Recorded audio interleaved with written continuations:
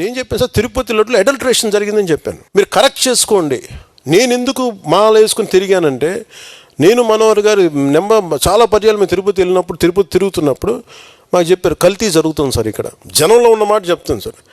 1 kilo నువ్వుల నూనె ఇంత ఖరీదుంటే ఈ కిలో నెయ్యి ఎలా దొరుకుతుంది సార్ వీళ్ళకి? ఇది కల్తీ కాకపోతే మీకు అర్థం కావట్లేదు.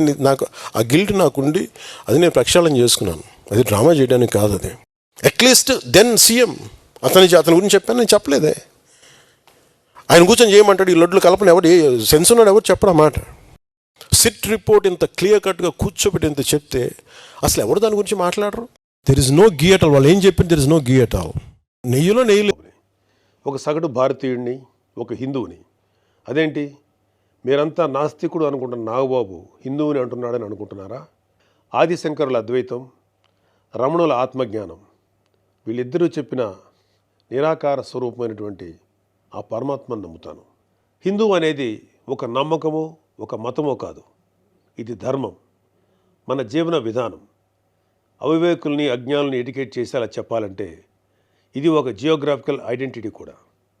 ఆసేతు హిమాచలం నుంచి హిందూ మహాసాగరం వరకు ఈ పుణ్యభూమిలో పుట్టిన ప్రతి ఒక్కడూ హిందువే. ఈ దేశంలో, ఈ ధర్మంలో చార్వాకులు కూడా చోటుంది. కాబట్టి నేను నికార్సైన హిందువుని. నా ధర్మాన్ని గౌరవిస్తూ ఇతరులను కించపరచకుండా బతుకుతున్న ఒక ప్రౌడ్ సనాతన హిందువుని. అందుకే నాకు ఎమ్మెల్సీగా కౌన్సిల్లో మాట్లాడే అవకాశం రాగానే హిందూ మతం కోసం పాటుపడే అర్చకుల చాలీ చాలని జీతబత్యాల గురించి మాట్లాడాను. మరి వైసీపీ నాయకుల సంగతి ఏంటంటారు?